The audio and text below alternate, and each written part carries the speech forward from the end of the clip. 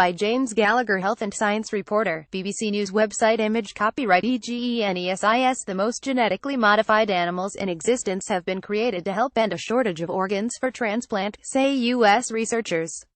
The scientists successfully rid 37 pigs of viruses hiding in their DNA, overcoming one of the big barriers to transplanting pig organs to people. The team at Agenesis admits preventing pig organs from being rejected by the human body remains a huge challenge, but experts said it was a promising and exciting first step. The study, published in the journal Science, started with skin cells from a pig.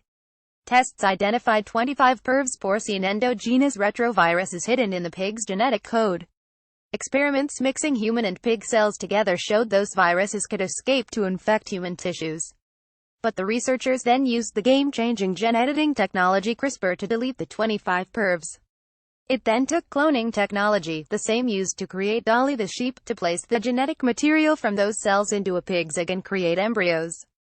The complex process is inefficient, but 37 healthy piglets have been born. These are the first PERV-free pigs, Dr. Luhan Yang, one of the researchers from Harvard University and the spin-out company Agenesis, told the BBC News website. They were also the most genetically modified animals in terms of the number of modifications, he said. If xenotransplantation using organs from other species works, then it has the potential to alleviate long waits for a transplant. More than 100,000 people need an organ transplant in the U.S. There are about 6,500 people on the UK waiting list. Dr. Yang told the BBC, "We recognize we are still at the early stages of research and development. We know we have an audacious vision of a world with no shortage of organs. That is very challenging, but that is also our motivation to remove mountains." Pigs are particularly promising for xenotransplantation as their organs are a similar size to humans, and the animals can be bred in large numbers. But removing the viruses is only half the challenge. Even organs donated from other people can cause a strong immune reaction that leads to the transplant being rejected. The U.S. team is investigating further genetic modifications to make pig organs more acceptable to the human immune system.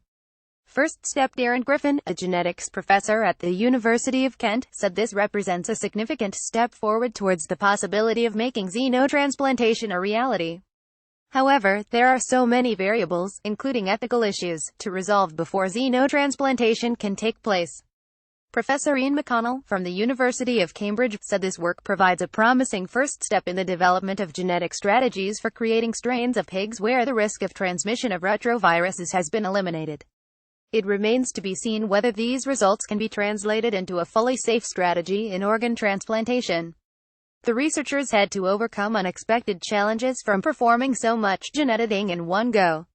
The CRISPR technology works like a combination of a sat-nav and a pair of scissors. The sat-nav finds the right spot in the genetic code, and then the scissors perform the cut. But making 25 cuts throughout the pig's genome led to DNA instability and the loss of genetic information. Follow James on Twitter.